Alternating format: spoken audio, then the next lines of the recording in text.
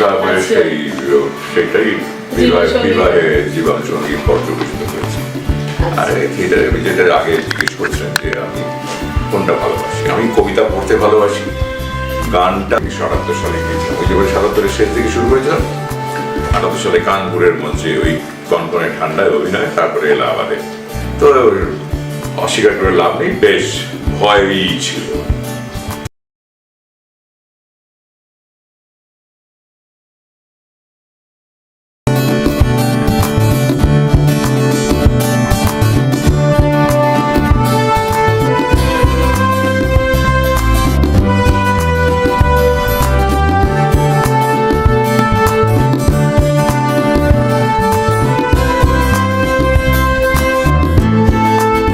চক্রবর্তী যেমন মনিটরের সামনে বসে আছেন, ক্যামেরাম্যান বলে দিলেন যে এই আরো যাদের ছবিতে কাজ করি তারা সেটাই করেন। কিন্তু আমি এই তরুণ মজুমদারকে দেখেছি, উনি সবাইকে আপনি করে কথা বলেন, ছোট থেকে বড়, টেকনিশিয়ান থেকে আরম্ভ করে সকলকে আপনি করে কথা বলতেন। আর নিজে ছবিটা নিজে তুলতেন, এটা আমি আর অন্য কোনো পরিচালককে দেখিনি। এমনকি বুদ্ধদেব দাশগুপ্ত উড়োজাহাজ ছবিতে যখন অভিনয় করতে গেলাম ইয়েতে জামশেদপুরে, তখনও উনি অসুস্থতাও তখন ছিলেন, ডায়ালিসিস চলছিল, পাহাড়ের টিলার ওপরে অভিনয় হচ্ছিল। তো উনিও ওই একটা জায়গায় বসে মনিটর দেখে ইয়ে করতেন, কিন্তু তরুণ মজুমদার কখনো মনিটরের সামনে বসতে দেখেনি। উনি ব্যতিক্রমী ছিলেন, ওনার অভিনয়ের পন্থাটাই, পরিচালনার পন্থাটাই ব্যতিক্রম। হ্যাঁ, তো আমরা এখন এই সমাজে এখন বেশিরভাগ দেখি শিল্পী, মানে প্রতিটা শিল্পী তার শিল্প করার মধ্যে ভালো লাগা, মন্দ লাগা, প্রতিবাদের ভাষা ফুটিয়ে তোলে। তো কতটুকু তারা শিল্প সত্তাকে ফুটিয়ে তুলতে পারে বলে মনে হয়? এটা তো আমি নিজে বলতে পারবো না। আপনিও তো একজন শিল্পী। হ্যাঁ, এবার হ্যাঁ, প্রত্যেকটা শিল্পীর নিজস্ব বা কর্মী। আমি নিজেকে শিল্পী ভাবি না, আমি একজন অভিনয় কর্মী বলতে ভালোবাসি। যেহেতু আমি সব মাধ্যমে অভিনয় করেছি, রেডিও থেকে আরম্ভ করে সব কিছুতে। কিন্তু ওই যে রাজনৈতিক সত্তা ভেতরে ভেতরে থাকে। আমি তো এই সমাজের বাইরে নয়, এই সমাজের মধ্যেই আমাকে চলতে হয়। বিভিন্ন রাজনৈতিক প্রভাব থাকে, নানা রকমের ইয়ে থাকে। সেই মানসিকতা থেকে আমি অনেক কাজ হয়তো কারোর নাটকে অভিনয় করিনি, মানসিকতায় মেলাতে পারবো না বলে করিনি। আবার ছবিটাকে আমি সেইভাবে ভাবিনি, তারাও আমাকে হয়তো সেই চরিত্রে মানাবে বলেই নেয়। আমি তো যেটি কারোর কাছে কোনোদিন যাইনি যে আমাকে অভিনয় করতে নিন, এইটা আমি হয়তো কি বলবো, মানে ওটা আন্তঃশ্লাঘা নেবেন না। আমি কখনো কারোর কাছে যাইনি যে আমাকে থিয়েটারে কাজ দিন বা আমাকে সিনেমায় সিরিয়ালে কাজ দিন। আমার কাজগুলো এসে গেছে, আমি করার চেষ্টা করেছি। অনেক কাজ আমি ছেড়ে দিতেও বাধ্য হয়েছি, চাকরির জন্য অনেক সময় বা অন্যান্য কাজের জন্য অনেক কাজ ছেড়ে দিতে বাধ্য হয়েছি। তো অনেকক্ষণ আমরা অভিনয় নিয়ে স্যারের কাছ থেকে অনেক কথাই শুনলাম। তো একটু রাজনীতির দিকে কিছু প্রশ্ন করা যেতে পারে? হ্যাঁ, রাজনীতির মধ্যে তো আমি সব এই সমাজে আছি। প্রশ্নের আমার মতো করে আমি তো উত্তর দেবো, আমি তো আলাদা করে কিছু বলতে পারবো না। আমার মানসিক অবস্থান যা, আমি সেই মধ্যে উত্তর দেবো। আচ্ছা, অভিনয় করতে করতে কখনো মনে হয়েছে রাজনীতির দিকে নিজেকে তুলে ধরার? না, রাজনীতিতে আমি প্রথম থেকে একটু বাম মনস্কই ছিলাম, এখনো আছি। নিজের কখনো সক্রিয় রাজনীতিতে অংশগ্রহণ করিনি। ওই যখন চাকরি করতাম কারখানায়, কোনো প্রতিবাদ অনুষ্ঠানে যে ইউনিয়ন ছিল সেখানে আমি অংশগ্রহণ করেছি, বিভিন্ন সভাতে, বিভিন্ন অনুষ্ঠানে সক্রিয়ভাবে অংশগ্রহণ করেছি। কিন্তু সেটা ওই কারখানার প্রতিবাদের ইয়েতে, ডিমান্ড চাওয়ার ভিত্তিতে। আমি আলাদা করে বাইরে জগতে কখনো সক্রিয়ভাবে রাজনীতি করিনি। আচ্ছা, অনেকাংশে আমরা দেখি বহু চলচ্চিত্র সিনেমার ওপরে রাজনীতির অনেকটা প্রভাব পড়ে থাকে, সেটা কতটা যুক্তিযুক্ত বলে মনে হয়? এটা তো প্রভাব মানে কি, ধরুন যিনি স্ক্রিপ্ট লিখছেন তার উপরে, যিনি পরিচালনা করবেন তার সেই মননশীলতা কতটা সেই রাজনীতির মধ্যে, সেইটা ফুটে উঠবে। তিনি করছেন সেটা ভেবেই তো করছেন, তো না বুঝে করছেন না। তো রাজনৈতিক মানে কি বলবো, প্রভাব তো থাকবেই। রাজনীতির বাদ দিয়ে কিছু হয় না। কেউ যদি নিজেকে আমি রাজনীতি করি না, আমি রাজনীতি মুক্ত, আমি ভালোবাসি না, এটা একদম ভুল কথা। আমার মনে হয় রাজনীতির বাইরে কিছু হয় না। আমি কেউ খারাপ বলতে পারি, কংগ্রেসকে খারাপ বলতে পারি, বিজেপিকে খারাপ বলতে পারি, তৃণমূলকে খারাপ বলতে পারি, তাতে ভালোও বলতে পারি, কিন্তু রাজনীতির বাইরে কেউ থাকতে পারে বলে আমি মনে হয় না। পাল্টায় আস্তে আস্তে 47 সাল থেকে যে প্রভাবমান এত 2022 সাল পর্যন্ত চলছে, প্রত্যেকেই তাদের যারা এখনো বেঁচে আছেন, যারা বেঁচে ছিলেন, মারা গিয়ে, প্রত্যেকেই তাদের মানসিকতা আস্তে আস্তে পরিবর্তন হয়েছে সময়ের সাথে সাথে। তো সেটা রাজনীতি ছাড়া কিছু হয় না। সেটা চলচ্চিত্র প্রভাবটা পড়েও, সেটা আমরা দেখতেও পাই। কেউ হয়তো খুব নিজের রাজনীতিগতভাবে এড়িয়ে যাওয়ার চেষ্টা করেন, কিন্তু তার কাজের মাধ্যমে সেটা ধরা পড়ে। যে রাজনীতি করুক, ধরা পড়বে। আচ্ছা, এখন বর্তমান সমাজে রাজনীতি যে দিকে যাচ্ছে, ভবিষ্যৎ কি হতে পারে বলে আপনার মনে হয়? কেউ আন্দাজ করতে পারে না, কেউ আন্দাজ করতে পারে না ভবিষ্যতে কি হবে। কেননা পুরো দেশের অর্থনৈতিক অবস্থাটাই খুব খারাপ। আলাদা করে পশ্চিমবঙ্গ তো বলে লাভ নেই।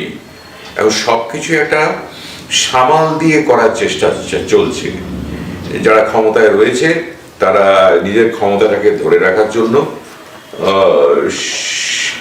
যা যতটা সম্ভব সেই চেষ্টা করে যাচ্ছে। মানুষ জনগণকে বিভ্রান্ত করে, বোকা বানিয়ে করে যাওয়ার চেষ্টা করছে।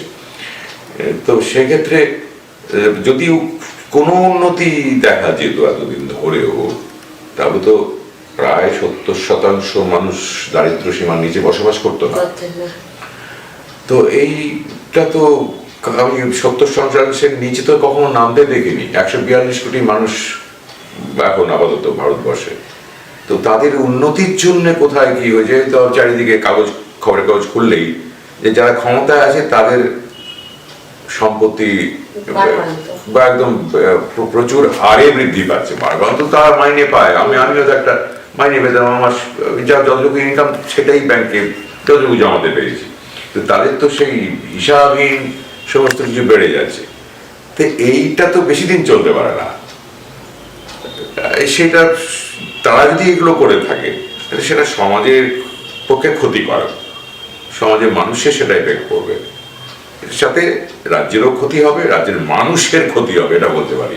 দেশের কি মঙ্গল হবে জানি না, দেশটা তো মানুষকে বাদ দিয়ে নয়, মানুষের ক্ষতি হবে এটুকু বলতে পারি। নতুন প্রজন্ম যারা অভিনয় জগতে আসছেন তাদের উদ্দেশ্যে আপনি কি বলবেন? নতুন প্রজন্ম অনেক ভালো ভালো অভিনেতা অভিনেত্রী আসছেন, ভালো অভিনয় করছেন। তাদের প্রচেষ্টাটা যদি সঠিক জায়গায় থাকে, শিক্ষার জায়গাটা যদি সঠিকভাবে থাকে, তাহলে তারা অনেক দূর এগিয়ে যাবে। আমি যেটা এখন লক্ষ্য করেছি, তাদের শেখার মানে ইচ্ছেটা খুব কম। মানে খুব তাড়াতাড়ি একটা জায়গায় সুযোগ পেয়ে যাবো, করে ফেলবো, তারপরে আর একটা জায়গায় কাজ করব। কিন্তু এই যে এর মাঝে যে একটা শিক্ষার দরকার হয়, মানে আমি অন্য কোনো ইনস্টিটিউশনাল শিক্ষার কথা বলছি না, আমি যে লাইনে আমি আছি অভিনয়ের শিক্ষা। ধরুন সাবিত্রী চ্যাটার্জি এখনো অভিনয় করে যাচ্ছেন, তার একটা সংলাপ শুনলে এখনো মনে হয় সেই সাবিত্রী চ্যাটার্জিকে দেখছি। অত বয়স হয়েছে, এটাকে তাকে তো নিজেকে তৈরি করতে হয়েছে। তাহলে টিকে থাকতে পারতেন নাকি এত বছর ধরে? 70 বছর ধরে অভিনয় করছেন, টিকে থাকতে পারতেন? এই ওনাদের দেখা উচিত যে 70 বছর ধরে কেন উনি এখন অভিনয় করতে ডাকছেন ওনাকে। নাহলে রাখতে পারতেন যারা অভিনয় করাচ্ছেন, কেন ডাকছেন? নতুন প্রজন্ম সেই জন্য অনেক ভুলও করে ফেলছে তাড়াতাড়ি করতে গিয়ে। এইটাই শিক্ষাটা খুব মানে শিখতে হবে, অভিনয় শিখতে হবে, না একঘেয়ে লাগবে। ধরুন আপনি আজ থেকে 10 বছর 12 বছর আগে যে সমস্ত ছোট ছোট বাচ্চাদের অভিনয় করানো হতো, তারা খুব পপুলার হয়েছিল, তারা বিভিন্ন জায়গায় লাখ লাখ টাকা ইনকাম করতে গিয়ে অনুষ্ঠান করে।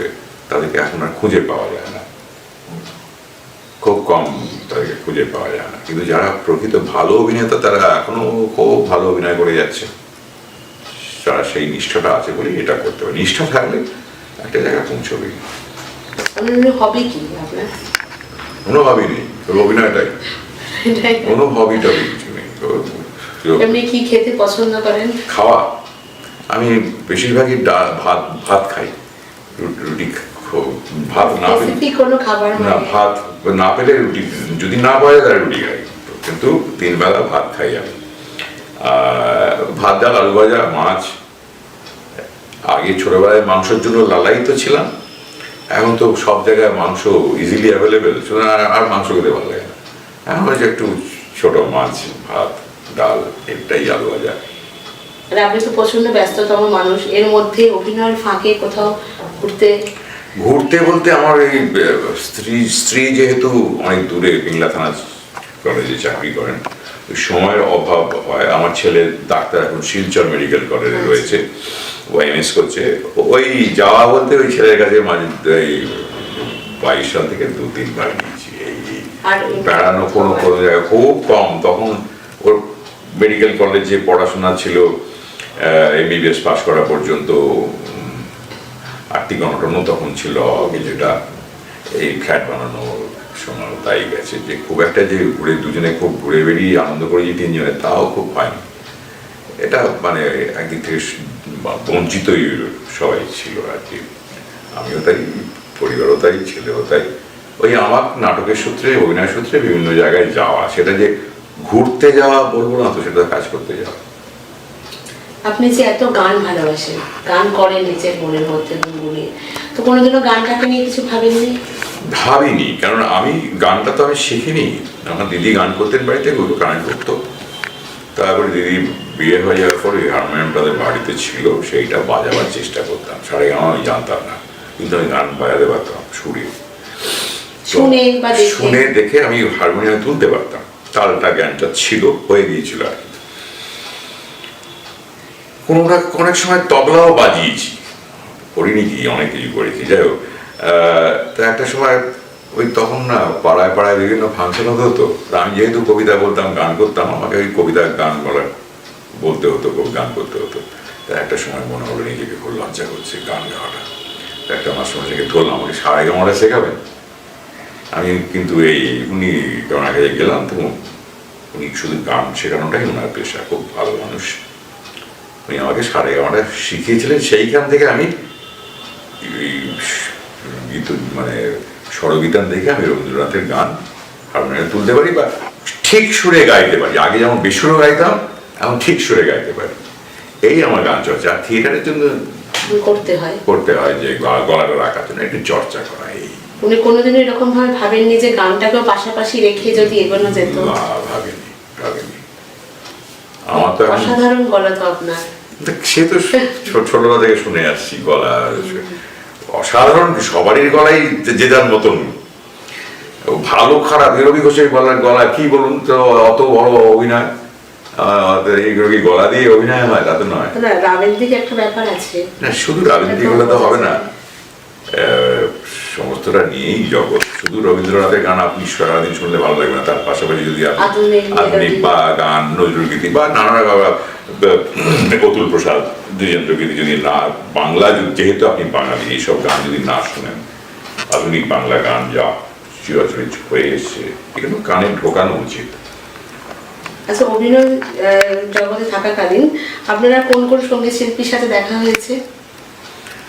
সঙ্গীত শিল্পী একবার দেখা হয়েছিল একটা জায়গায়, সমুদ্র চ্যাটার্জির সঙ্গে যাচ্ছিলাম চুরুলিয়াতে, সেইখানে অনুপ ঘোষালের সঙ্গে এক ট্রেনে যাতায়াত করেছিলাম।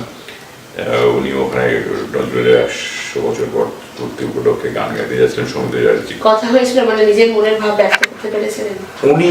উনি বলে, দুজন সত্যজিৎ রায়ের কাছে লোক বসে গল্প করতে যাচ্ছেন, আমরা শুধু শুনেছিলাম ওনাদের কথা। সত্যজিৎ রায়ের কথাই হয়েছিল যদি, এইটাই। আর অনুপ কুমারের সঙ্গে এই যে অনুপ কুমারের যে নাটকটা বললেন খুঁজে ফিরি, এইটাতে উনি 2টো গানের সুর করেছিলেন। বিশ্বটাতে উনি মাঝে মাঝে আসতেন এই গানটা শুনতে, এবং কিরকম পিকচারাইজেশন হচ্ছেন থিয়েটারে সেটা দেখতে। ওই 2বার আলাপ দেখা হয়েছিল।